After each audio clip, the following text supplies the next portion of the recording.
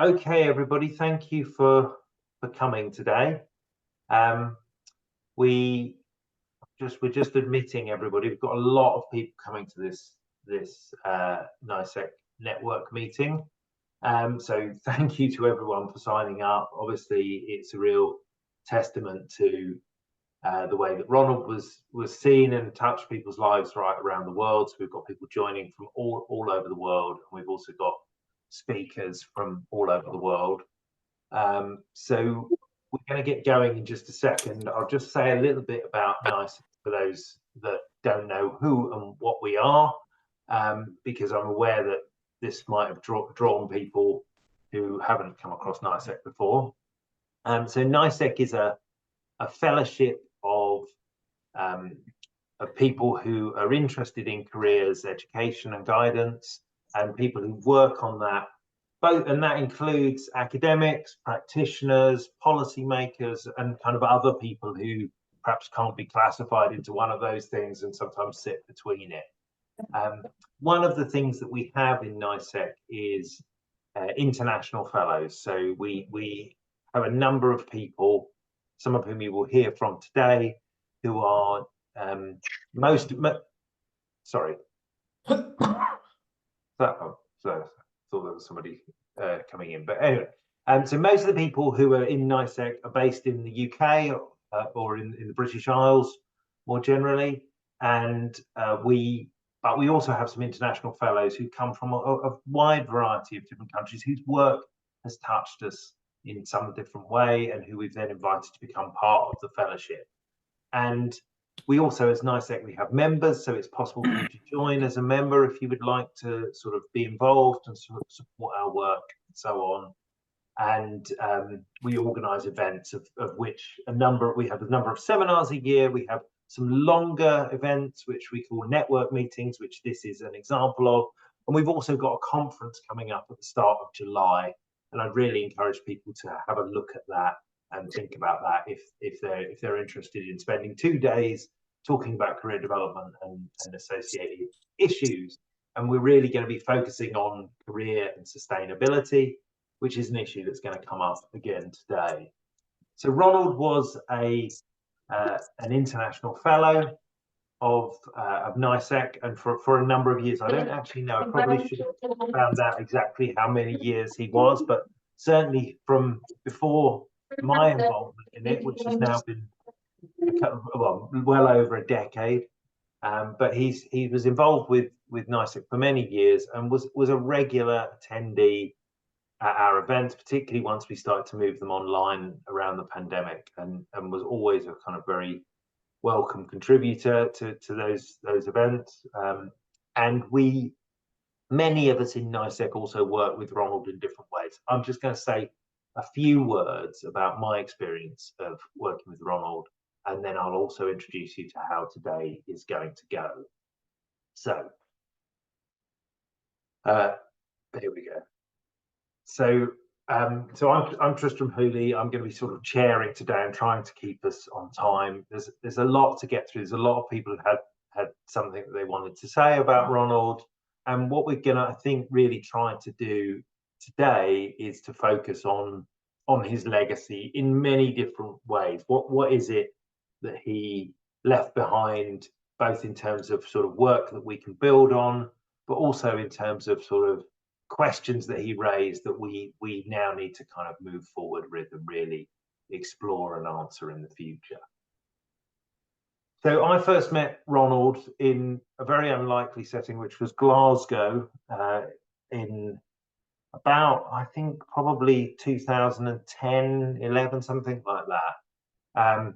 And he made much fun of asking me and Tony Watts, what was this wet stuff coming out of the sky that seemed to be a feature of life, of everything we did while we were in Glasgow.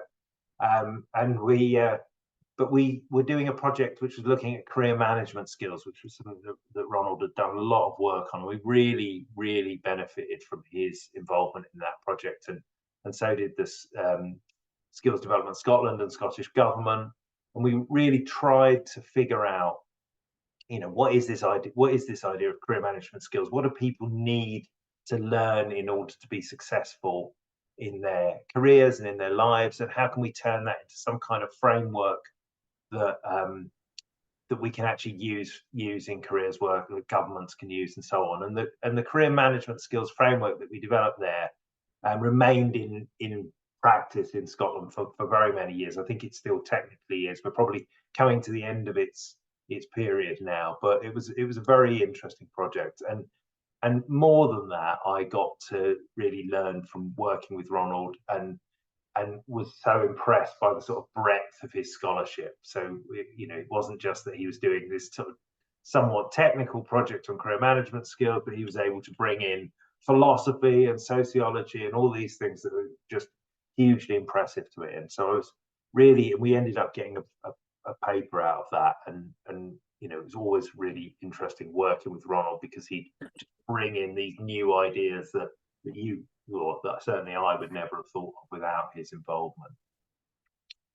So I then started to get interested in the area that really I worked with Ronald most on, which was the idea of career guidance for social justice. And one of the things that I did when I was about to give my inaugural lecture was I wrote to a number of people saying, look, I think I want to say something about this idea of career guidance for social justice. We've been at an event in Quebec where a number of us had spoken about this, and I felt there really wasn't enough written about it. And so I tried to say something about it, and I wrote to Ronald, and I got hugely generous comments and thoughts and ideas back from him, suggestions of reading, you know, all sorts of ideas. And out of that, we then started to work together more regularly, and particularly we edited a special issue of the NICEC Journal, which is one of the other things that NICEC does, which was called Career Guidance for Social Justice, and you'll see something of a pattern in some of the things that we worked on. And that journal is, that special issue of the journal is still very, I think, very well worth reading. There's lots of interesting people in it, and that also began the start of Ronald and I working with RIA, I think, as well. And so we then did work together on two book projects, which were Career Guidance for Social Justice and Career Guidance for Emancipation. And this was, I think, something that we all felt quite passionately about, something that I think made a contribution, said something new and original, but also was an opportunity to form really quite close friendships, which which we carried on up to Ronald's death, and Ria and I still maintain this friendship. But I think one of our most memorable occasions was when we were working on the first book. We had the opportunity to go and visit Ronald in Malta, which I think both Ria and I were hoping was going to be a little bit of a fun holiday, and Ronald really worked us very hard and got us spending the whole time editing and working on this book, which we were really pleased with the way it came out. And it was obviously, some of the hard work was somewhat mitigated by the opportunity to spend some time swimming and sitting in the sun and all of those things. But you know, it is hard work, some of this academic work. So I think all of us, everybody who's here undoubtedly has stories to tell about Ronald. Some of them will be told today. And I think we've all been going through this process of remembering him, of thinking about what his contribution is, of grieving our friendships and connections with him. And I think today we're going to have an opportunity to hopefully do some of that justice, and to talk about some of what his legacy is, and to remember him as both a man and as a tremendous scholar and intellect. So the questions that we're trying to focus today's exploration round are these three questions. So firstly, what aspects of Ronald's work have you found most useful, powerful, or influential? I think Ronald's been a very unique contributor to the kind of career development canon. He's brought some things that really nobody else has brought, and so would be interested to think about what those are. How have you put his ideas to work in your own research or practice? And then what unanswered questions remain? Where do we need Ronald's ideas to take us next? And I think Ronald's work often didn't close things down. It often opened up problems and concerns and so on, and things that we would want to think about and talk about more.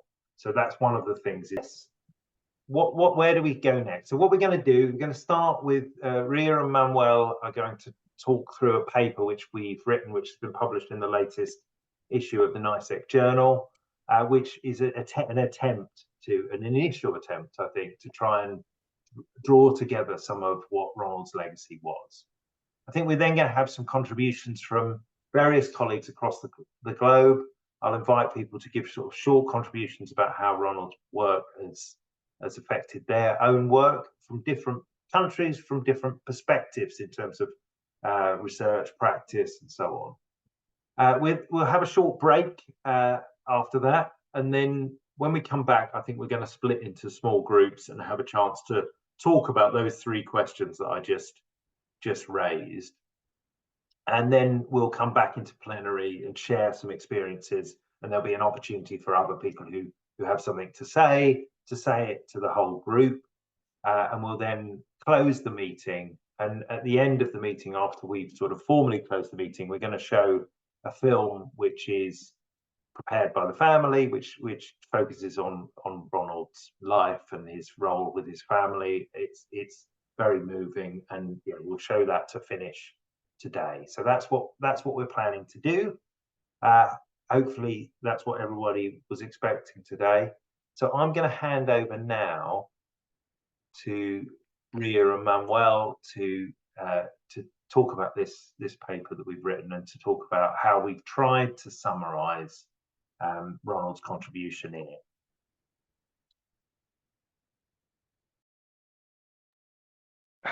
Hi, I hope you can hear me. Yes. Okay, perfect. So I'm Manuel De Bono. I worked with Ronald for many years, and I have this brief presentation about Ronald Sultana, the scholar. In this presentation, I will highlight some significant aspect of Ronald Sultana's career, basically. Ronald was born in 1958 and was raised in a middle-class family in the small village of Nashar in Malta. In his youth, he was an active educator in a religious association called the Society of Christian Doctrine, and this deeply shaped his values and exposed his passion for teaching. Since childhood, Ronald showed great promise academically. Once he told me that as a child, he used to take notes on tiny pieces of paper while listening to sermons during Sunday masses.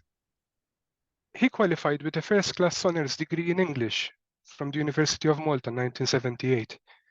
Then, through a Commonwealth scholarship, he went to Reading University, where he trained in career guidance and counseling, and where he received a distinction. Through such distinction, he got yet another scholarship, through which he obtained a PhD in educational sociology from the University of Waikato, New Zealand. His thesis focused on transitions from school to work, and he continued researching this area throughout the years. He also carried out postdoctoral research through another grant that took him to Stanford University as a Fulbright scholar in 1990. Ronald held the position of Professor of Comparative Education and Educational Sociology at the University of Malta. I wish to highlight the word comparative, as this was one of his greatest strengths.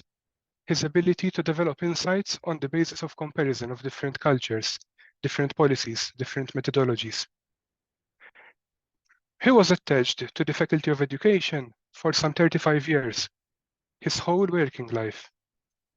Through his formal leadership posts, such as Dean, Head of Department, and so on, but perhaps even more through the influence he exerted behind the scenes, Ronald shaped the faculty more than most. He used to tell me that he suffered from a savior complex. He felt the need to intervene and contribute wherever there were crises. Sometimes this happened at the cost of irking others. His office served as an unofficial counseling place, where students and academics alike used to go to seek counsel. He was strict with his time, but he always helped people genuinely. And people knew this, as they continued flocking to his office for help until his last days. Ronald was a cornerstone of the Faculty of Education. One couldn't think of the faculty without thinking about Ronald. But he also founded and directed the Euro-Mediterranean Center for Educational Research, where he pioneered the Master of Arts program in comparative Euro-Mediterranean education studies, and managed the Mediterranean Journal of Educational Studies. And he collaborated with my Center for Labor Studies to develop a program in career guidance, which we have been jointly offering since 2005. This photo shows Ronald and myself with a few of our first group of career guidance graduates on their graduation day. Ronald was a prolific researcher and author. He wrote over 120 peer-reviewed research papers and chapters, and edited and co-edited some 40 volumes.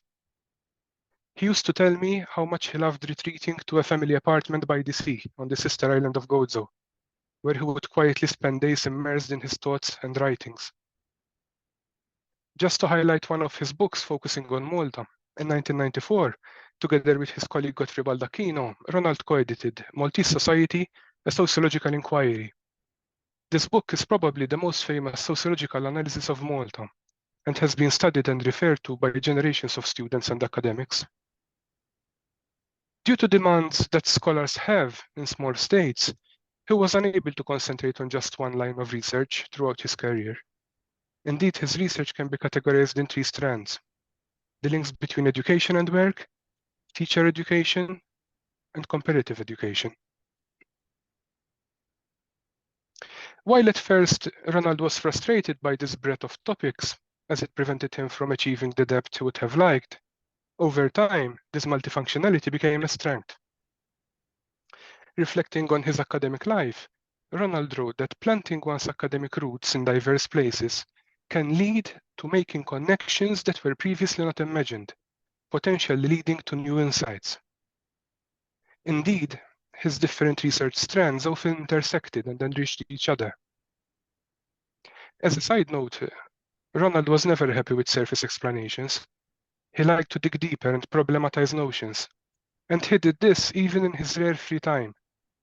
For example, recently he was reading Dante's Divine Comedy in medieval Italian on a tablet, and he kept another tablet nearby with an English analysis and discussion of the Italian text, which he was reading concurrently.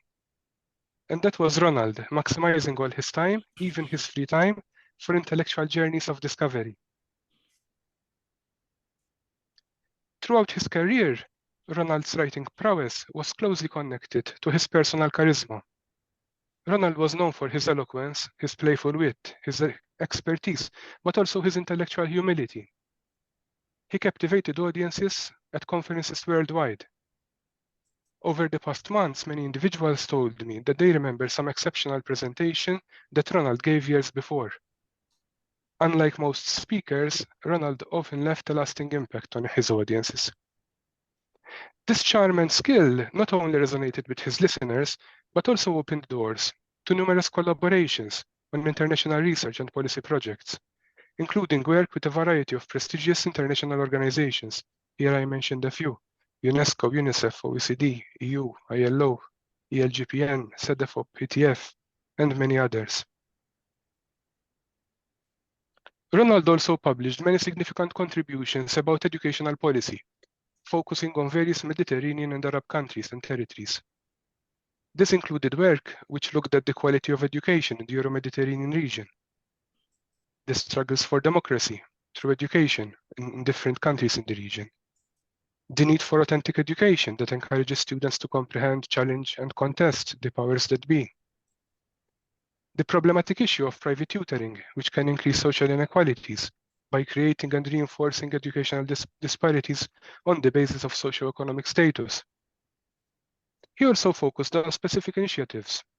He had Palestine at heart and wrote several articles addressing the challenges that Palestinian children face in receiving quality education. He wrote about early childhood development in Jordan, girls' education in Egypt, and vocational school reforms in Albania, Kosovo, and Turkey. Most recently, in 2022, he co-edited a volume exploring the influence and relevance on Mediterranean education of the prominent American educational reformer John Dewey. And before he passed away, Ronald was working on a book about educational policies across the Mediterranean, based on interviews with various retired European and Arab education ministers. Hopefully, such work can be finished and published. But Ronald will arguably be mostly remembered for his work on career education and guidance, which included important international contributions to theory, policy, and practice, and which my colleague Thomsen will now talk about. Ending my part of the presentation, it is worth emphasizing that when Ronald passed away on the 24th of November 2023, he was at the top of his game. In 2021, Ronald received an honorary doctorate from Université Laval in Quebec, Canada, while in 2023, he was honored with the Distinguished Scholar Award by the European Society for Vocational Design and Career Counseling. In relation to the last award, Emeritus Professor Hazel Reid from Canterbury Christchurch University wrote that Ronald's long and outstanding career in career guidance, educational sociology, teacher training, innovative policy consultation, and the pursuit of equity and social justice makes him the first among equals in terms of his distinguished contributions to the sector. Thanks. I will now hand over the presentation to Professor Thomsen. Thank you very much, Manuel. I will just find a way to share my screen. I think it's on now. So thank you, Manuel. The paper that Manuel Tristram and I have written together is titled A Legacy of Solidaric Critique and a Hope for a Better World. Ronald based his work on educational sociology, comparative studies, and also, to a large extent, philosophical thinking. In 2021, he described his area of interests as the link between education, work, and employment, and also as the associated interactions between individuals and society, and between agency and structure, in particular historical conjunctures. Ronald was fond of troubling concepts like career and career guidance, noting that such terms, as he put it, are quite distant from the kind of modest occupations the vast majority of common people in the global South are involved in. And as a result, he, together with others, toyed with alternative language and ways of describing this activity, such as livelihood planning or authentic education for meaningful work. These were not merely academic language games, but rather a deep concern about the relevance of his and our key concepts to those outside of the global elites, and a critical engagement with the normative values and ideologies that these terms carry.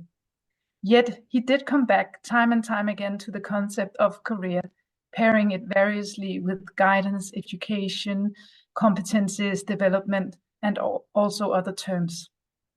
Ultimately, he preferred to trouble the terminology rather than abandoning it. He drew attention to the multiple rationalities that inform career guidance in many places, and he sought to redefine and reorientate activity around more emancipatory definitions. Throughout his authorship, Ronald was committed to viewing the individual as existing in a dialectical relationship with their context. He was also committed to critical social theory. He wrote about building a radical imaginary, addressing power and unmasking ideology, and also recognizing that human beings have bounded but transformative capacity for agency. He said, one never arrives or wins on all fronts, but one is always striving to understand, to reach out, and to improve. These convictions ran through his work, which became increasingly critical, conceptual, and theoretical as he moved through his career. He wrote about being a boundary person, and as Manuel just spoke about, some of Ronald's most cited works are the comparative studies that he did together with colleagues, which are significant contributions to policy development. And those are career guidance policies in 37 countries, contrasts and common themes, career guidance policies in the learning society, trends, challenges, and responses across Europe, and also what you mentioned, Tristram, in the beginning, learning career management skills in Europe, a critical review. Optimistically, Ronald, he hoped that such comparative endeavors would foster mutual understanding, learning, and development. Yet, ever reflective as he was, he also articulated his doubts about both the process and of many of these reviews. Particularly, he was concerned with the imperialist undertones of experts traveling from the most developed countries to opine on those that policy that were judged as in need. He critiqued the normative and universalizing approaches to policy and practice development that the reviews tended to produce, and outline concerns that the process of policy borrowing and lending tended to benefit the lender more than the borrower. He wrote a very personal piece reflecting on his feelings about the ethical and epistemological responsibilities that he carried as the role of a boundary person mediating between the global and the local. And he wrote that in 2011. So Ronald was constantly calling for a critique. He was very productive and he enjoyed writing, almost to the same extent as Bauman, who wrote in his book, This Is Not a Diary, that a day without scribbling feels like a day wasted or criminally aborted, a duty neglected, a calling betrayed. There was no doubt of Ronald's calling as a professor, scholar, and mentor for research in education and career guidance.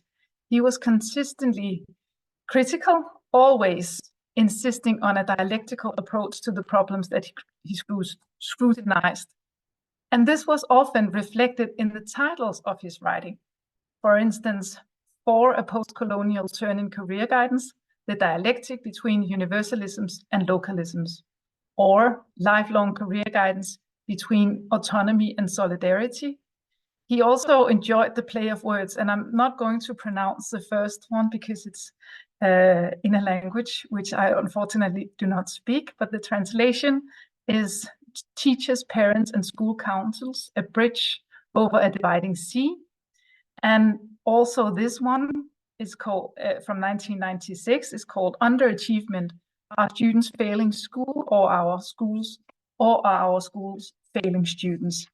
So this ran through his scholarship. Sultana, or Ronald, he made significant contributions to career theory, and we have summarized central conceptualizations in the paper that we've put together. First, he really insisted on that career and career guidance unfold within a historical and geopolitical context, and he made a lot of analysis where he showed how to take this into account when you do educational sociological analysis. He also insisted on career guidance practices that are enmeshed in wider ideologies and structures of power that needed to be taken into account when trying to explore and understand different problems. And finally, things that he was developing was that career guidance has the potential to be an emancipatory form of education, both helping individuals to find new horizons and also providing them with tools through which they can act on and diminish inequalities in their societies. And this was something that was of Ronald's concern throughout his work, but especially following the publication of 3 hard-hitting papers in 2014. This also tells us something about Ronald's productivity to publish 3 papers in 1 year. It's quite a lot. They were tied, and they all have social justice in the title. And this is where Ronald argued that career guidance was not simply a technology for social control, but rather could be co-opted into an emancipatory project for liberation. And these ideas were explored through the special issue that Tristram mentioned, and he also began the process of developing new models of practice and re-engineering the language of career guidance to empty it of neoliberal assumptions.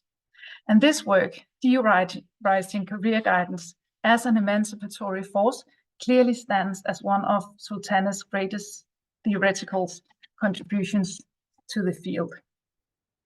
So together with Tristram, I had the pleasure to invite scholars from all over the world to make contributions exploring career guidance and social justice. And to be honest, we were overwhelmed by the response. What was supposed to be a single volume developed into a two-volume project in the process where Ronald was a true mentor, making us work hard, as Tristram already mentioned, but also to strive for excellence, while at the same time providing constructive and supportive feedback for the authors. And this slide is very much how Ronald also was very concerned with recognizing everyone's work and contributions. He made this slide and included all authors in the two volumes. Ronald's engagement in comparative research also was of a very practical matter. He was concerned with how what he found out and the results that he had, how they could travel into practice. And he recognized the need to enhance the capabilities of career practitioners. And he collaborated in a lot of international projects. For instance, this one through Erasmus+ to develop resources for practice. And this one is also a very popular publication called Enhancing the Quality of Career Guidance in Secondary Schools. Another engagement with the capabilities of career practitioners as well as teachers are the 5 signposts towards a socially just career guidance. The 5 signposts are now providing inspirations for both scholars, but especially practitioners who wishes to follow Sultana's commitment to explore and develop resources for career guidance for social justice. He also made sure that a website was created in the spirit of the 2 volumes, because he kept saying that we must find a way to make the perspectives of the book make a difference in practice. And he was very inviting and sharing and trying to allow for this dynamic interplay between theory and practice, and formed a group of editors, which is Rasa Abbas, Aditi Aruf, Fiona Christie, Eileen Cunningham, Anne de la Song, Tristram, and I. And before this event, you were encouraged to think about 3 questions related to Ronald's work. And if some of you would like to turn those thoughts into a blog post for the Career Guidance and for Social Justice website, which Ronald is one of the founders of, feel free to contact one of the editors. You can see how in the webpage. So to sum up this short presentation, Ronald reminds us that the purpose of academic work is not to offer a quick fix, but rather to foster reflexivity, ask difficult questions, and offer a critical take on the common sense assumptions of the world. In the paper, we draw 5 lessons from Ronald's thinking and writing to guide us all as we move forward. First, to engage in continuous critical self-reflections. Second, to keep contextualizing and analyzing education and career guidance practices as they unfold in everyday life of citizens of the world. Third, to keep in view dimensions of power, whether economic or cultural. Fourth, to advocate for scholarship that transcends borders and boundaries, whether they pertain to national borders or disciplinary divides within academia.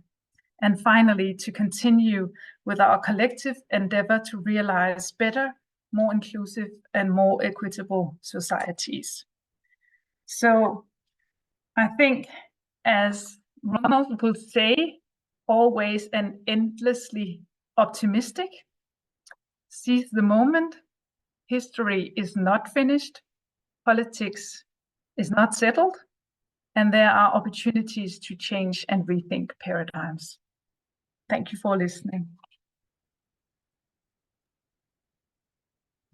Great. Thank you so much, both of you. I think that's really captured a lot of Ronald's contribution. I mean, when I'm listening to you talking, I can hear Ronald's voice all the time. And one of the things that I think is unique about the way he writes is that it was very much his voice. I think some people write academic work and it's in this kind of other sort of slightly artificial voice. And with Ronald, when you read his papers, you are kind of transported back to sort of conversations that you've had with him. And so I really would, hopefully the paper that we wrote gives people some kind of way of navigating through this vast body of work that Manuel sort of summarized as being, 120 peer-reviewed papers and 40 books and so on. I mean, I'm sure there's much stuff there that we haven't covered, but I think and I think what we've tried to do is to pick out particularly the messages that are enduring for the career guidance field. So thank you to Ria and Manuel. I'm going to move on now. Now, I'm not sure whether, we'll put the link in the chat in a second. I'm not sure whether Emad Helmy is here. We're fighting against Egypt's policy of power cuts at the moment, so Emad might not have made it. I will try again a bit later on, perhaps at the end. So in that case, I was wondering whether Marcelo Ribeiro could take the I'm here, Tristan. Yeah, please, let's hand over to you to give your short reflections. I just need somebody to start my video. I'm not allowed to do this by myself. Please. Michael, are you able to do that? Yes, please try again. You should be fine now. Okay. Thank you. Thank you very much. First, I would like to thank you for inviting me to give a brief testimony of the significant impact of Ronald Sultana's ideas and proposals on my reflection and practice. I live and act and research in a context marked by social inequality, work in informality, and vulnerability. That's quite different from the context in which the mainstream theories of career guidance and counseling field have been produced. I believe that Ronald Sultana's main contribution was precisely to listen to everyone, regardless of where we come from, and to make space for everyone to speak from their own realities. As Tristan and he stated in their text on the legacy of Ronald Sultana, his commitment to ensuring that there was a chance for new voices and voices from outside the global north to be heard was fundamental. I think it's the main point for me in my experience with Ronald. This principle was not just a theoretical digression, but a life stance, a life position. I remember when I first met Ronald Sultana in person in 2050, during the summer school at the European Doctoral Program in Career Guidance and Counseling. He approached me and my colleague, Andrea Knaben, to get to know us, and already proposing joining projects because he said the Latin American would have a lot to contribute to the reconstruction and field of contemporary career guidance and counseling. From then on, I was repeatedly and kindly invited to join activities by Ronald, Tristan, and he, with the demand to bring notes, reflections, and practices from a different context to broaden the theoretical and technical scope of career guidance and counseling through a North-South dialogue. And I believe that the main aspects of Ronald's work that I have found most useful, powerful, or influential in my work as a professor, researcher, and practitioner from Brazil is that we should recognize in a more serious way the implication of context. He argues that context matters and everyone should speak on their own terms. Then we realize that another world is possible beyond our universalist theories. In this sense, we should also recognize that the world is epistemologically diverse, and this diversity provides intelligibility and intentionality to social experience, including guidance and counseling interventions and their outcomes. As his 2018 article posits, responding to diversity, lessons for career guidance from the Global South. We can therefore say that Sultana's legacy is marked by unique contributions, including the pursuit of social justice through education and career guidance and counseling, the reflection on career guidance and counseling in the Global South, and the promotion of its development, and the proposition of career guidance and counseling as an anti-imperialist policy of the Global North, proposing its decolonization, as his 2023 article posits, for a post-colonial turning career guidance, the dialect between universalism and localism. Thus, we must believe in other initiatives and lifestyles that are not controlled by or adapted to the existing world, giving a voice to the unheard, misheard, or silenced, and include advocacy as a central function of career guidance and counseling, which therefore use it as a resource to protect rights. He says that the most of us were unable to do this. That is, we are unable to fight for our rights on an individual basis, as the neoliberal logic advocates, and ask, whose voice will be amplified, the people or neoliberalism? Conceive career guidance and counseling as advocacy opens up the chance for agency and critical consciousness for everyone, and rents the central idea that personal is political. He said, when we advocate, we are giving what we have and what we are. That is true. The main lesson that Ronald graciously offered me, and which I fully include in my research and practice, was that we should always maintain a humble and respectful attitude towards everyone, especially those whom we are placed as superior in terms of power in social hierarchy, and open up space for dialogue. From this dialogue, a new chapter can be rewritten, and with more horizontality, diversity, and inclusion. In summary, as Sultana has proposed, we should promote hope by expanding possibilities, caring for political existential emergencies, enable advocacy and otherness, recognize the existence of different ways of being, existing, and living, and not be a regulatory practice. I put it to Paulo Freire, the Brazilian educator from whom Ronald drew inspiration, to say that we should include counter-hegemonic imaginaries and praxis, propose practices that must be forged with others, not for others, and help with the construction of critical consciousness through guidance and counseling. That's why the key word for career guidance and counseling for Ronald was social justice, and why words like intersectionality, diversity, and interculturality were used a lot, and words like employability, adaptability, and resilience were criticized a lot. He said we should promote conditions for emancipation, not reproduce and perpetuate the status quo, which tends to be oppressive and violent for most people, because people are suffering. So we need to do something because we can make a difference. What unanswered questions remain? What do we need to take Ronald's ideas next? I believe that the greatest challenge for the field of career guidance and counseling is to offer not only personal or narrative changes, but to contribute to the social repositioning of our students and clients, transforming people, but also structures. I think that this is a task set in motion by Ronald Tristram Hooley, but that's still an unfinished task in which Ronald would certainly be involved. I have a lot to thank Ronald for, as well as Tristram and Hooley, for being a tutor for my reflections and international integration, open doors, and generally creating opportunities for a researcher and practitioner from the Global South, specifically from Brazil.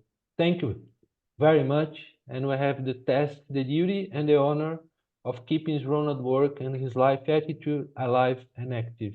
Thank you very much for the opportunity. Great, thank you so much for that. I mean, I think it's really important because this part of Ronald's work that you focused on, this the sort of post-colonial aspects of his work and generally around emancipation and so on is I think is very, very important. So thank you for that. I think we'll move straight on to Rosie Alexander, who's going to focus on a different aspect of Ronald's work and from their shared interest in islands. So Rosie, would you like to take the wheel now? Hi everyone. It's a pleasure to be here and quite an honor to be here as well, especially amongst so many people for whom I know that Ronald's work has been important. I want to talk about two things, I think. So the first is Ronald's work around small states, and the second is Ronald's work around social justice. And then I want to think about how those two things together, I think, point at some avenues for future research and for something of a legacy of Ronald's work as well. So firstly, thinking about Ronald's work in small states takes me right back to the beginning of my own academic career when I was working as a careers practitioner in the islands of Orkney in Scotland. And I was doing some master's research looking at the career development of people who live and work in the islands of Orkney. And it came from a personal place. I had a sense that career development in small places might look different, and that there might be different considerations for careers practitioners and for people in managing their own careers. And I really struggled to find literature that was relevant to this topic until I came across Ronald's work on career guidance in small states. Now, that work that Ronald was engaged in is particularly about small states, so potentially communities that are quite a lot bigger than Orkney. So Malta, for example, has a population of, I think, over 500,000 people, whereas Orkney has about 20,000. But Ronald's work around small states is really important for pointing out that scalar dynamics are relevant and that small communities are not just small versions of bigger communities. So it ties in with a lot of his later work around localisms and particularisms as well, in different contexts. So he points out that in a small state, there are certain things like the personalized nature of relationships between people. So when you're thinking about the way that professionals work together or management systems, these are personalized systems. Often you know individuals within them. And he talks about the role of chameleon expertise, and he coins the phrase chameleon careers, which when I read that as a master's student just made immediate sense.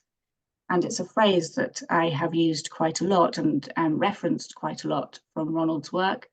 And it often is something that people comment on because it's a classic sort of contribution, I think, that Ronald offered. He takes something which is quite complex and he coins a phrase or an expression which makes it very clear and immediately understandable.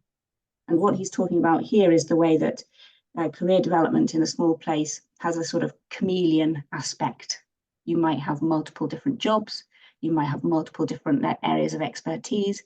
You shape those according to your context and your so your professional development might look a little bit different. You act a little bit like a chameleon. So for me, this was a complete aha moment when I came across this, because it had some, there was some synergy for me in terms of what I was seeing in the islands of Orkney. And I think his work on scalar dynamics and on how small isn't a small version of big has continued to be very influential. And I am exploring that in relation to rural places and small islands, so smaller than a small state, as it were. The second area that I wanted to think about is his work on social justice.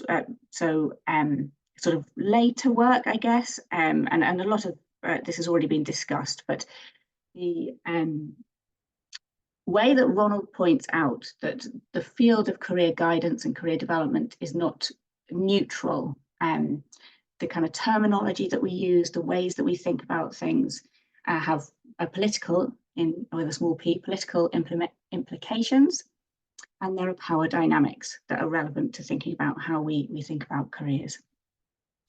So I think a lot of his work on terminology and the language that we use and the implications of that language, and whether or not the ways that we think about careers are suitable for all communities or all people, I think those are really important questions. So when Ronald's thinking about different sorts of terminology, for me, thinking in a rural context or an island context, I think of terms like aspiration and progression, which in a small place typically mean leaving. And then that raises sort of problematic questions about how career development sits in relation to smaller communities. And it's something actually that Ronald picks up in one of his most recent papers. And he talks about, I've written it down here, how one of the norms in our field can be the expectation that one prioritizes occupational demands for mobility over and above geographical rootedness and community. And I think raising this kind of awareness that the ways that we think about career development might not be applicable in all contexts also raises the question about rural contexts. So when I'm thinking about the future of work in this area, I'm thinking about how we can combine a kind of focus on social justice and what career guidance might look like in rural communities with this kind of focus on small states. So like smallness. So what does social justice look like? How can we maybe practice career guidance in small places that challenges or problematizes or doesn't buy into expectations of career development, which might be problematic in rural places? I think I'm probably approaching my allocated time, but I wanted to also just take the opportunity to say, although I wanted to focus on the scholarly impact of Ronald and Ronald's work, I also just wanted to note the importance of Ronald as a person and as a scholar, the person he was, because I know that I'm not alone in this group here of people who really benefited from his generosity, his support, his enthusiasm, and particularly the first times I met Ronald, I was a PhD student, an early stage PhD student, feeling a little bit vulnerable in my work, and that quality of support, encouragement, somebody telling you that your work has value and pointing you in the direction of other scholars, and is just gold to a PhD student. So I feel very, very lucky to have met Ronald and very grateful for his impact on me personally, as well as through his scholarly work. Thank you so much for that, Rosie. It's I think that's definitely echoes with me. I think when I was first thinking about some of these social justice ideas, there's almost a sense where when you start to move into an area like that, you start to think, am I just completely crazy? Does this make any sense at all to anyone? And the fact that Ronald had been there before and was also not only able to trailblaze, but also able to encourage and say there's more to do in this area, I think was very important to me, and really encouraged me and helped me to move my thinking in the way that it went. And I know with your work, the sort of stories of people coming and going and leaving and staying and returning and so on, it's very much echoed in Ronald's own career and his decision to work all around the world and to have this global impact, seen by the fact that we've got people here today from Orkney and Brazil at the same time, and yet also that he was rooted all the time in Malta and in the experience and the particularity of his home and his community. So we're going to move on now to Cristobal, who's was one of Ronald's students in Malta and is talking about an area that I think is very exciting to me. I've been thinking about it a lot recently. I think it's something that Ria, Ronald and I felt disappointed that we didn't manage to include in our books on social justice, because it was something we couldn't really find anyone to talk about it at that point. But actually now there's a lot of people talking about this idea of green guidance and the environment and so on. So I'm going to hand over to Christabel to talk a bit about that.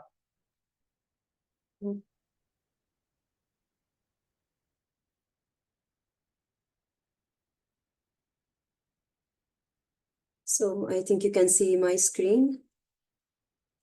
Yes, that's good. Yeah. Okay. So good afternoon or good morning to some of you. And thank you, Tristram, for organizing this. I'm Christabel from Malta, and I am a student advisor at a junior college, which is part of the University of Malta. And today I selected a few points from the work of Professor Sultana, and I would like to share the impact that this has left on my work within career guidance.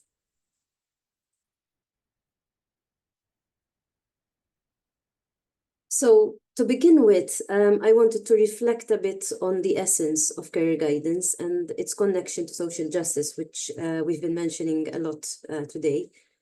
And as you all know, Professor Sultana has been instrumental in shedding light on this very important concept, urging us to reflect on the underlying beliefs that shape our approaches when it comes to career guidance. And I feel that such questioning is crucial in our profession so that we can truly evaluate and work towards the needs and interests of the persons that we serve.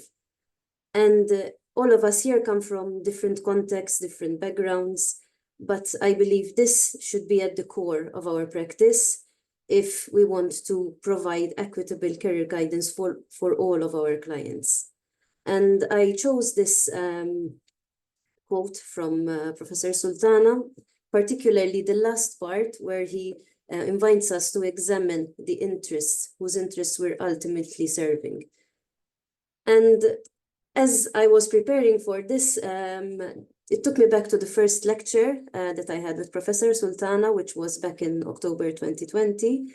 And I went through my lecture notes and I came across this part where he told us as our first lecture in the Masters for Career Guidance that career guidance is a bridge between everyday life and the world of work, and that our job is to facilitate this bridge. And this idea stayed with me like throughout the studies and even throughout my job as a student advisor, where every day I have these words in my mind and I say, okay, how can I facilitate this bridge for my student in front of me? And in my role, I know I'm responsible for helping my students understand the destinations that these bridges can lead them to in terms of studies, work opportunities, both locally in Malta and even abroad. And of course, supporting them in their walk along this bridge and exploring their strengths and their skills and understanding what skills or competencies they need to develop, obviously to fulfill their career choice. And of course, this brought me to my choice of research, like Tristram mentioned. And given the strong advocacy for social justice from Professor Sultana, his efforts were focused on equitable guidance, equitable and access for everybody. And it inspired my research, and I wanted to focus on something that was quite crucial at this point. Everyone is talking about climate change and how it's important to be greener, but at what costs? Environmental justice and social justice, and how are we going to combine them? And this is where Professor Sultana helped me to understand and to channel my research to focus on green career guidance within secondary school educational settings. Of course, it isn't easy, like the speaker before me mentioned, being a small country, but Professor Sultana was great at motivating you to see that career guidance can be a catalyst for change, even in a small country like Malta. So we were asked to think in the future, but of course we cannot look at the future without looking at the present, because the present shapes our future. So looking ahead, I feel that we must address the current challenges. So it's not just about climate change, but any other challenges that are coming along within the world of work, to make sure that we strive for an inclusive approach, so that we include everyone, so that everyone has access to career guidance, to a just approach. And Professor Sultana's insights can continue to guide us, but obviously we cannot work in silos, we cannot work alone. And that is why I chose this quote from Professor Sultana, where he talked about the synergy that we can create through collaboration, which obviously works to the benefit of everyone. And this is something that I feel that hopefully even through meetings like these and other networks, we can push forward the notion, the principle of social justice. So apart from his academic contributions, I feel I have to point out personal characteristics of Professor Sultana, especially with us students, where he showed us respect and integrity and genuineness, and he taught us how to obviously show this with our clients, with our students. He also managed to motivate us and calm us down when needed, and especially through his particular sense of humor. Hopefully we can continue his legacy, and before concluding, I would like to express my deepest gratitude to Professor Sultana for his invaluable mentorship, so as my teacher, as my supervisor, and also for his support throughout my career guidance journey. Thank you.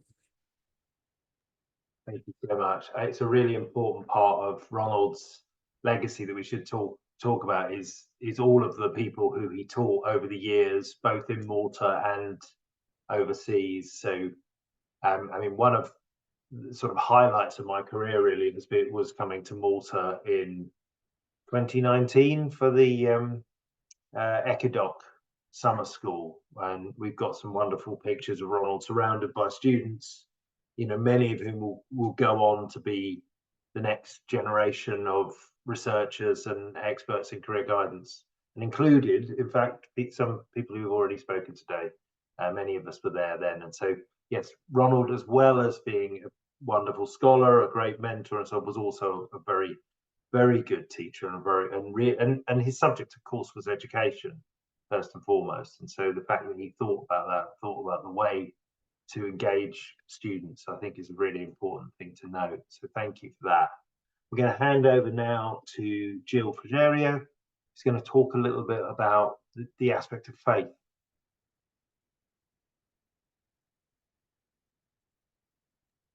Thank you, Tristram.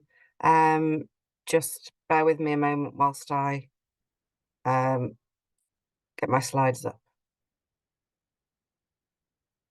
I was one of those people, I was a participant in that ECADOC summer school, indeed, and my first slide includes a photo taken there.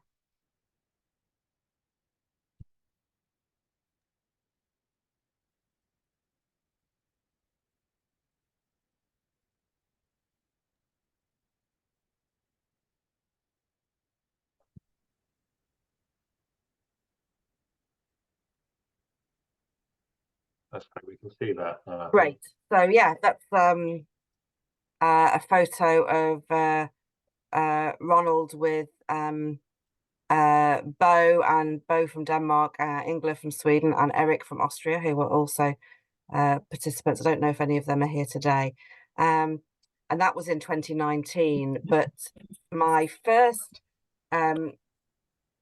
direct encounter with Ronald, I knew his reputation before, was in, I think around 2015, when I had quite recently become a NICEC Fellow, and we were organising an event, a network event like this, that was looking at vocation and calling and its intersection with career development, which was an area that I was interested in. And so I was speaking, and Ronald very kindly, it was a face-to-face event in the days when there was everything, but Ronald very kindly recorded a video about his own experiences, and touching on some things that have been mentioned already about his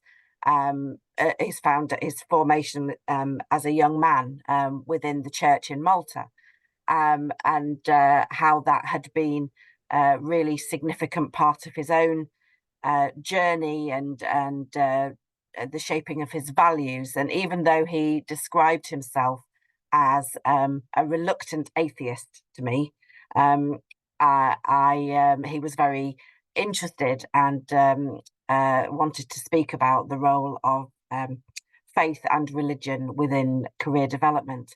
And I found him to be a very rare thing, which was that someone who, whilst not professing a faith themselves, was very positive and non-judgmental and warm and interested in the role that religious practice and belief might have in somebody's career development. And so as I've continued to work in that space, he was always a source of encouragement, sending me interesting articles that he'd found. And we always said that one day we would write something together about this, which I'm sad to say that we never did. So I participated in the summer school in 2019, and Ronald and I, we share a Catholic heritage, so just trying to move my slides forward.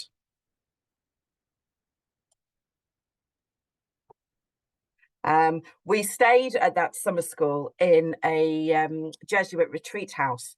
And so Ronald and I enjoyed a cheeky joke between ourselves that no one else would get, really, about St. Ignatius of Loyola, the founder of the Jesuits, actually being the father of career guidance, as opposed to Frank Parsons, who we tend to unthinkingly give that role to.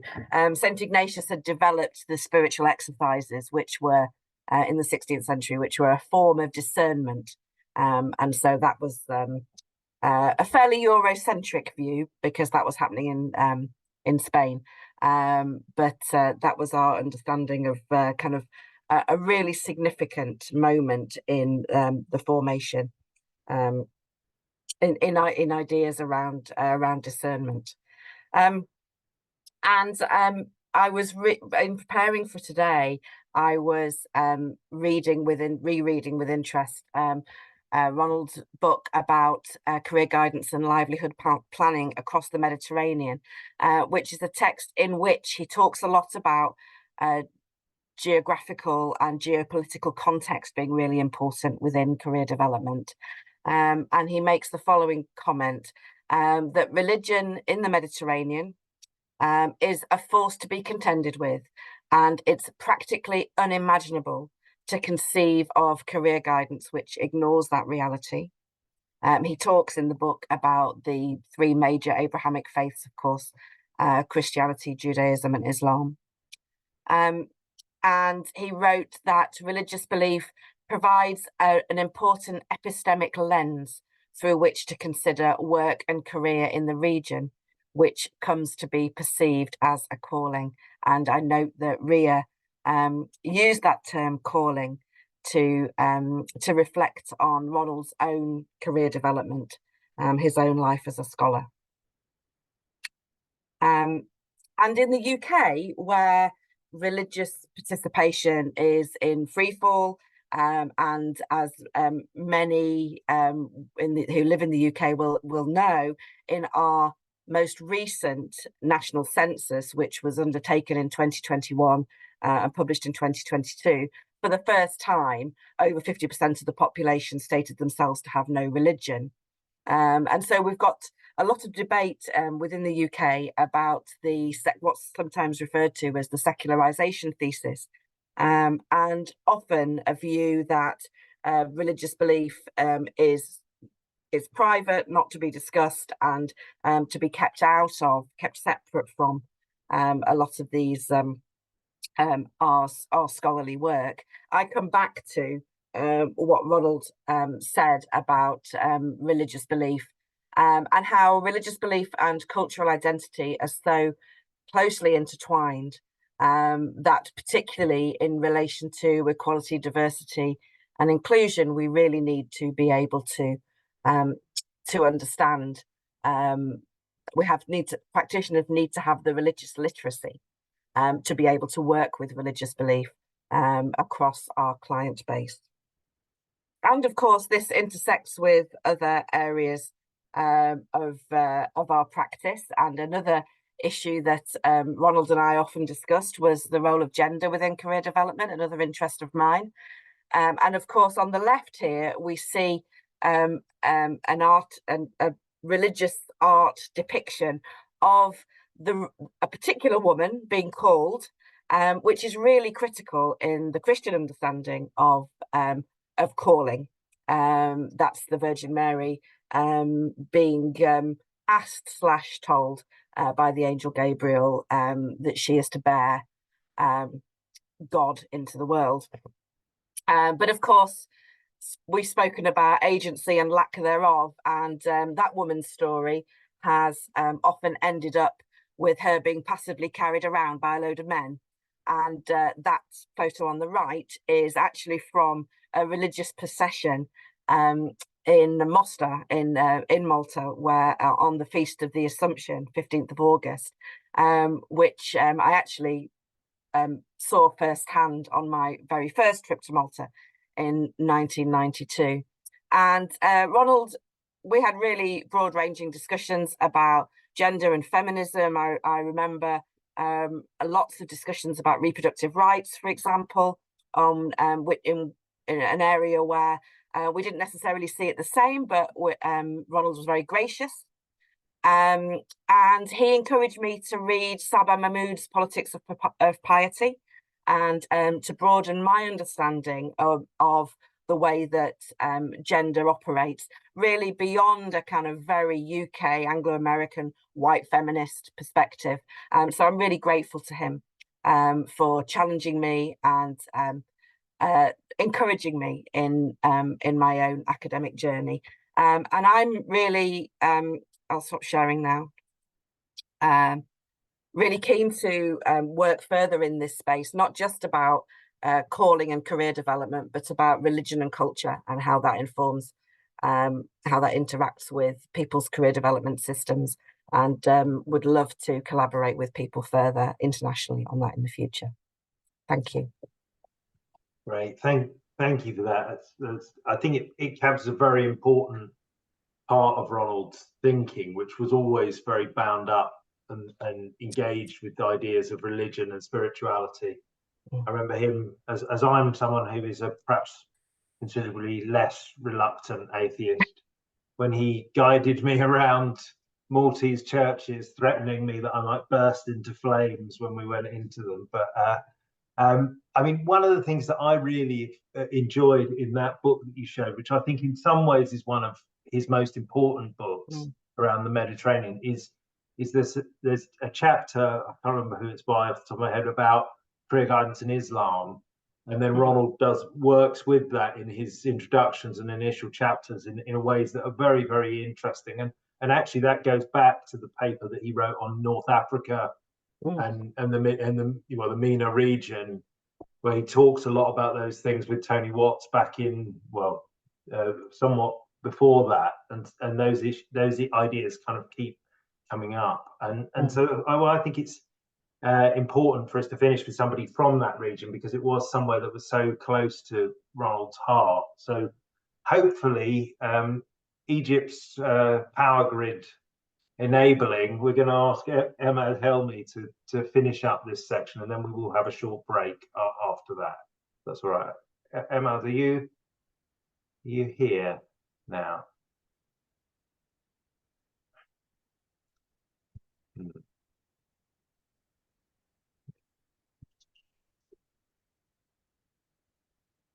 He's down. He's in as Cat International. See if he's bounced out again. Oh, I think he may have done. Oh. Well, we are in sort of dealing with context all the time, aren't we? As we talk about these things, and problems of the power supply in North Africa are something we have to deal with as we do this. if Emad's returned, I think we'll take a break now. If he's returned, we'll start the next section with that. So it's now make it, well, it's 3:15 in UK time. I know that's not that relevant as everyone's already all over the place, but 15 minutes past the hour. I think let's just take a 10-minute break. So we'll come back at 25 past the hour and we'll pick up hopefully that, and we'll also give other people a chance to speak as well at that point. Thank you to everyone. Thank you to everyone who's contributed. It's been, I think, a really good representation of much of Ronald's thinking, but also has been, I think, a really wonderful opportunity to learn some new perspectives about career development as well. So we'll see you all in about 10 minutes. Okay, well, welcome back. I hope people managed to get a cup of tea or whatever. It's very British of me, isn't it? But we are now going to have a bit of a chance to talk to each other, really. So I just wanted to go through these questions that we've raised. Let me see if I can share the slides again.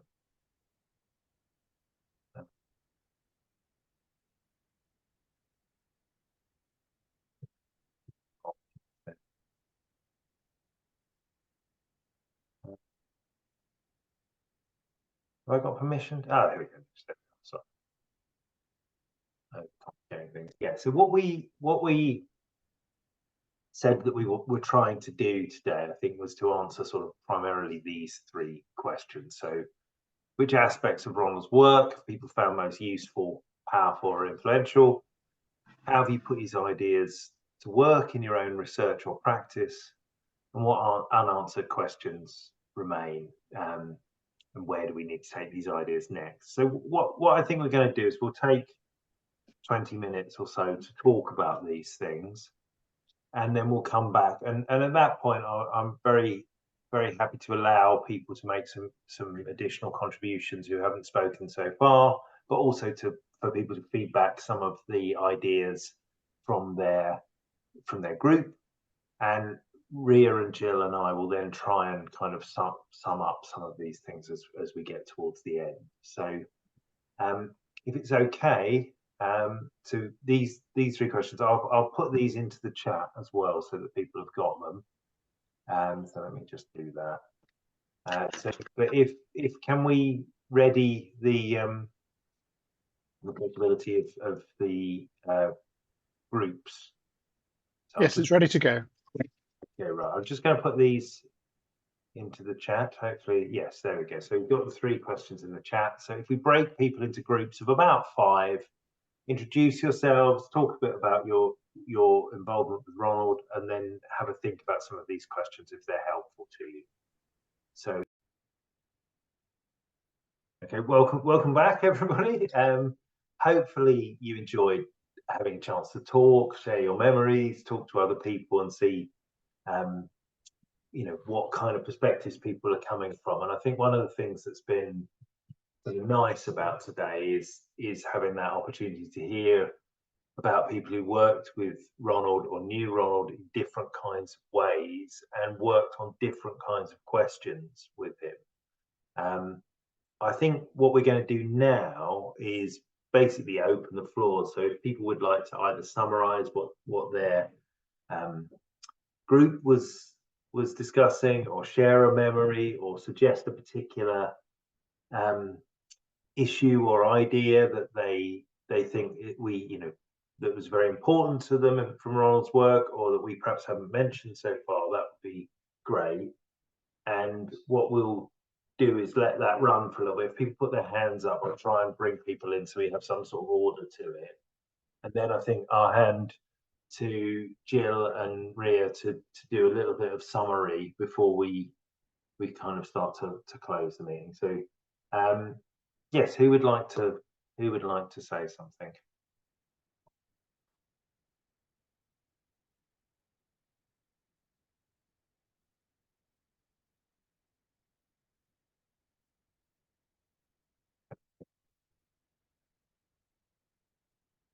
Anyone to start with, Gideon, please come in. Yes, that would be great to hear from you. Yeah. Thanks, Tristram. This is just to repeat something that I mentioned in our little group. See, while Ronald is remembered and we've said a lot about his contributions to social justice, there is another dimension to Ronald which, for me personally, has been of huge influence, and that is Ronald's description, his explanation of the notion of culture. And for me, that is what really lies or gives wheels to his articulations about social justice. You know, there are times when I've asked Ronald, the last time we met was in the Ukraine, and we had this huge discussion on why is social justice important at all. Very, very fundamental question. And we were standing outside the big cathedral, and he looked and we shared a moment over there, which is culture is deeply connected to meaning making. And social justice, therefore, is at its heart an attempt to give people a platform, all people, the channel with which to make meaning with their lives, the freedom and the facilities to make meaning with their lives. So, sorry.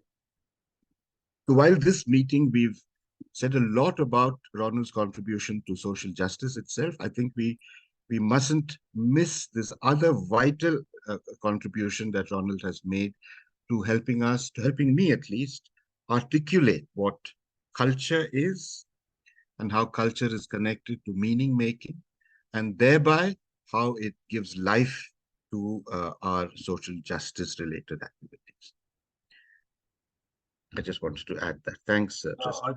I think that's, absolutely right. In many ways, that idea of culture was at the center of his thinking, wasn't it? The idea of, and also, I think where I think so one of the challenges that things that I often sort of discussed with Ronald was around this tension between the belief in some kind of humanist values, some kind of universal humanist values around democracy and morality and so on, and then that tension with the particularity of culture. And I think, we picked it up in different ways through the issues on religion, on geography and so on, but I absolutely think that's very important sort of center to his thinking, really. Anybody else want to share? Hazel, yes, please. Hi, can you hear me? Yes. It's response really to something we were talking about in our group about the wonderful writing and the theoretical contribution that Ronald made, and his own interest in, and I think our previous speakers reflected this, about the practicalities of that. How do you put it into practice?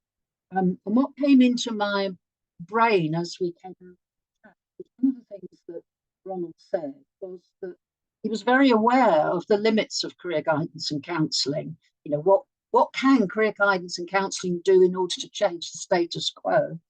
But one of the things he wrote about was the importance of adopting a social stance, a social justice stance. And for me, that was actually quite powerful, because it for practitioners, I felt, certainly practitioners and students that I was training, who sometimes would come back with, yes, but I'm going to be a career guidance counsellor. How can I change? How can I change the context that I'm working in? And for me, that phrase, well, let's make sure we adopt this social justice stance. What does that mean? What can we do in our day-to-day activities and how we're working with clients? So yes, he was aware of the limits of career guidance, and that little phrase became very powerful, I think, for our students. Yeah, there's a kind of moral and ethical element to it, isn't there? That sort of, you can do what you can. Yeah. Type of idea. Yeah. Thank you. Any other hands up? Yeah, Sachin. Yeah. Hello. For me, I have shared in the small group also. That I attended one of his webinars, and there he talked about doing advocacy work for people who are muted, silenced, unheard, or misheard. These 4 phrases actually stuck with me. It got stuck with me, and in my own practice, in my own careers work, in my own research work, this element of advocacy for people who belong to these categories are always there in my work. So I guess for me, as a career practitioner, Ronald, articulations like these really work as guiding light. Yeah, I think we Rosie and Michael and I were talking in the sort of big group, and I can't remember exactly how Rosie put it, but it made me think that in a way, one of the main ideas I think in Ronald's work is to bring in people who are not normally in the conversation. So when, if we were to characterize career development scholarship, it typically focuses on the sort of white developed world in the corporate context, and he was always interested in all the people who are outside of that, and how can you bring those people into the conversation, and how does it make sense if you bring people who are on the periphery into a conversation about something like career. And I think that tension between this sort of very big concept of career, which is associated with certain types of work and so on, and then the sense of trying to involve people, I think is very good. That the categories you just suggested, I think, are very helpful actually, and I'm not sure I've seen him write it in quite that way.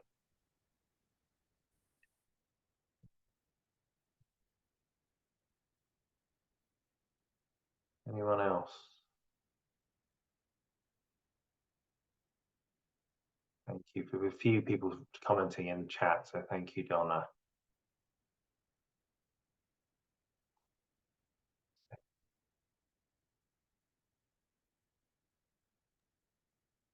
Okay, well, perhaps I'll ask Ria and Gill to say something, and then if anybody does want to make a final contribution before we start to move to the end, then there's probably still time. So yeah, Gill, I don't know whether do you want to go first?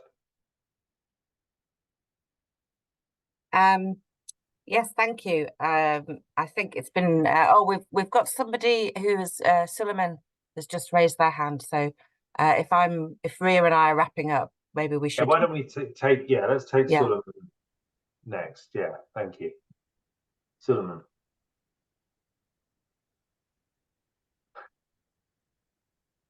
Struggling with technology.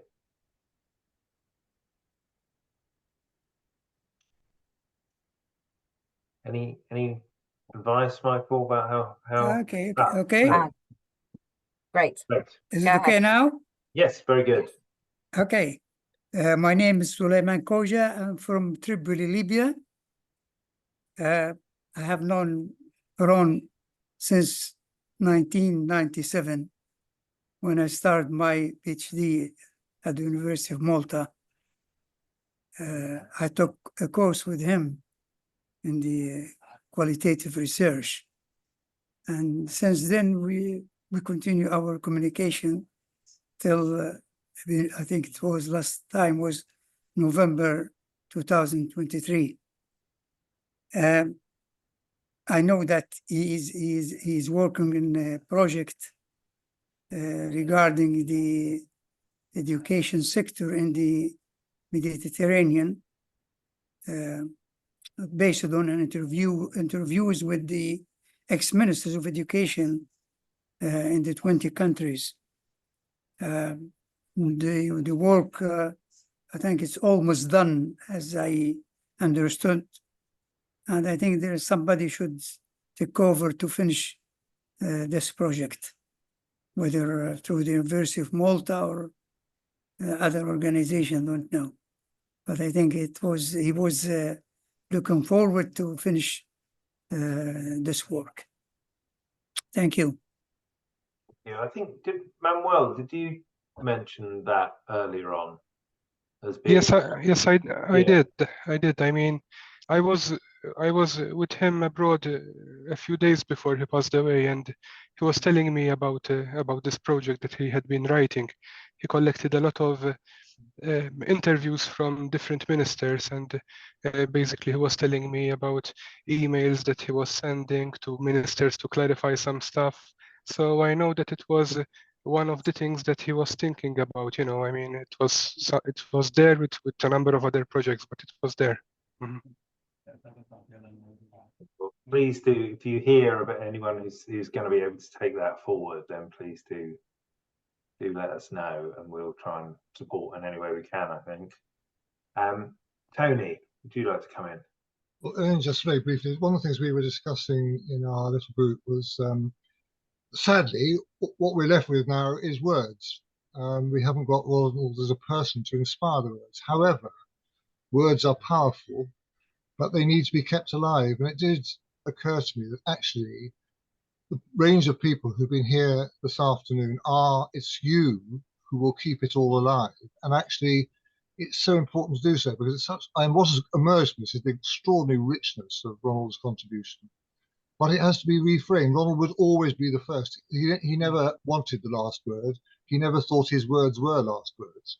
And it's incumbent, I think, on all of you to do what you can to keep his work alive and to keep addressing the questions that he always posed. He was never easy to work with because he was always asking the awkward questions, which you knew about, some of them, but he made them come out and you had to actually find a way of actually addressing them. And that was his great gift. But it's been a wonderfully inspiring afternoon. All the contributions, I think, have been absolutely terrific. And I think Ronald would have recognized himself in this afternoon's discussions and be pleased. Great, thank you so much, Tony. I think it is right. I mean, I think one of the things that we do feel is that there is lots of unfinished strands in Ronald's work, lots of ideas and things that have really, and some of them feel like they found their time as well at the moment. Things around social justice and culture and post-colonialism. These are things that are more, bigger issues now than perhaps they've ever been. And so there's much to do and much to draw on in Ronald's work, I think. Okay, thank you everybody for all those contributions. I'll ask Gill and Ria then to do a little bit of summing up. And yes, so Gill. Okay, thank you. Well, in live play, the thing that has struck me that I want to kind of foreground now is, as Tristram says, there's a lot of these ideas, their moment has very much come. And I want to add to that list this idea that we started with this afternoon about having roots in different academic places enables you to make connections. And I think that's a really powerful notion for us to hang on to as we continue the work on his in his memory and on his legacy. I'm really struck by the geographical richness today, and it can be quite hard, can't it, to connect with people across different time zones and in different contexts. It's been great to have people here I think we've got people from all over the world, and I think we need to be really intentional about keeping those global connections going, because Ronald had such an energy for traveling and for being curious about other people's lives, that he made so many friends from all over the world. That's why we're in this situation today. But without that, who's going to carry on that energy? I just remember, I think the last time I saw Ronald was in Paris at the NICE network, and I spent an evening in a restaurant, and he was sitting with two women from Latvia, and he was, kind of engaging them in conversation and really exploring with them the way that the Latvian sector was working. And then we went from that to a conversation about football, which I don't think he was particularly into, but he had a professional footballer in the family that really impressed my son. And he was such a nice man. I think that's another thing that we need to stress today. During the pandemic lockdown period, I kept myself sane by crocheting coronaviruses. Ronald knew about this. I must have told him in an email, and he commissioned me to crochet 2 coronaviruses for his grandsons. And bless him, he described them as a pedagogical tool that enabled his grandsons to kind of to understand something, or to have something tactile. We still have them and they love it. Oh, wonderful. I'm so pleased that they're still there. And then I sent them off to Malta, and he made a charity donation. I think to it was a children's health charity that was close to his heart. So those are just some abiding memories that, on a personal note, I really wanted to share. So I think this has been very inspiring as an afternoon, and I hope that we can continue to build on his legacy in the years to come, much as we will always miss him. I didn't know. Oh. I'll hand over to Ria now. Okay,